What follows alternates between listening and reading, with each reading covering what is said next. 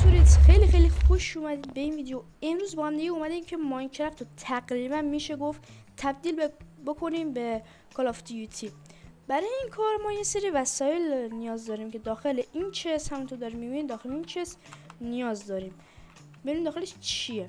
اینجا کلی وسیله داریم و اینجا داخل اینوینتوری داریم میبینید تیراشون هستش، مثل این مینشه، این کلتشه، اینم M249 شه و کلی چیز. AK47 داره، دیگه MB5 داره، دیزرت داره و کلی چیزای دیگه، شاتگان هم داره و اینا همه وسایلی است که داخل این هست. و تا نارنجک هم داره اینجا هستش و اینا رو بذارم داخل اینونتوریم و بهتون نشون بدم از چه قراره. خب بچه ها، اولین اسلحه‌ای که میخوام با شروع بکنم پولت هستش و اینکه خیلی خفن هست. میشن عوض کردن تفنگم به شدت خفنه بچه ها، خیلی متخفنه. الان از روی این گوسفند عزیز تست کنم چطوریه. ببینم خیلی بچه ها صداش بالا، خیلی خوبه.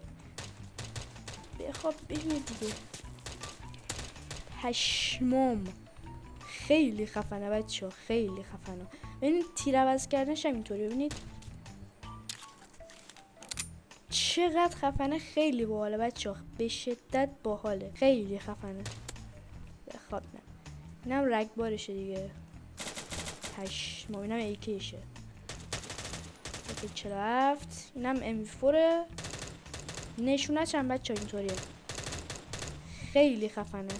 شیفت رو میگیری به این شکل، خیلی خفنه بچه. اینم دیزرتش، اینم AMP شه،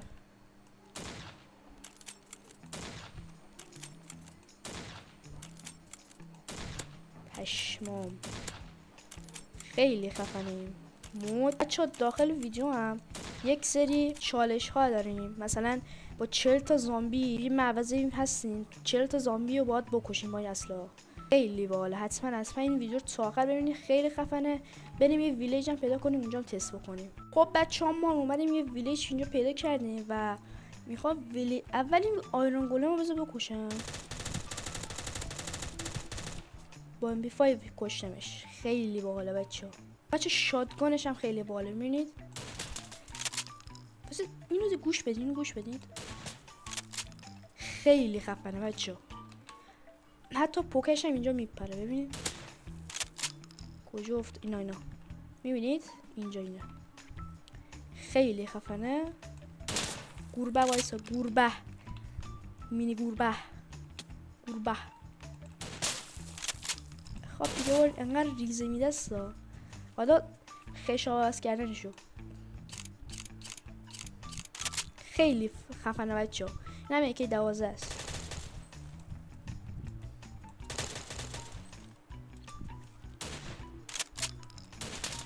خیلی خفنه بچه ها، خیلی خفنه. اسم مودم میذارم، این بالا براتون میذارم اسم مودو. خب بچه ها، الان بریم سراغ چالش. با 20 تا زامبی باید با یه تفنگ مشخص شده باید اونا رو بکشیم.